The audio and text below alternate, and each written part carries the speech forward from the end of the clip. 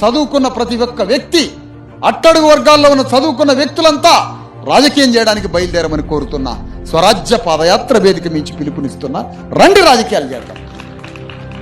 నీ మానవత్వాన్ని అమలు చేయడానికి, నీలో ప్రవహిస్తున్న మానవత్వం, ప్రజలంటే ప్రేమ, ప్రజలకు సమస్యలు వస్తే నీ గుండె తట్టుకోలేనివాడు, ప్రజలకు బాధలు కలిగితే నీ గుండె తట్టుకోలేనివాడు, కళ్ళెంబడి నుంచి కన్నీళ్లు గార్చేవాడు, కరోనా వస్తుంటే రోడ్ల మీద పడి కోట్ల మంది నడిచిపోతుంటే మన గుండెలు అవిసిపోయేలా ఏడ్చినవే మనం రాజ్యాన్ని పరిపాలించాల్సింది, దేశాన్ని పరిపాలించాల్సింది మనం.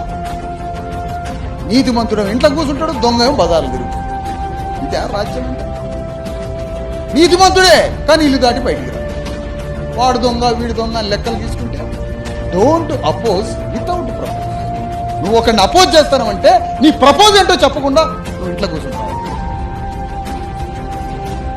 బాధితుడు విశ్రాంతిలో ఉన్నాడు, నిందితుడు యుద్ధంలో ఉన్నాడు. ఇది ఎక్కడి న్యాయం?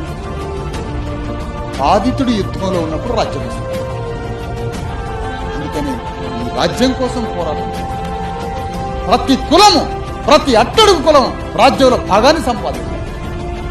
అందుకోసం ఈ స్వరాజ్య పాలన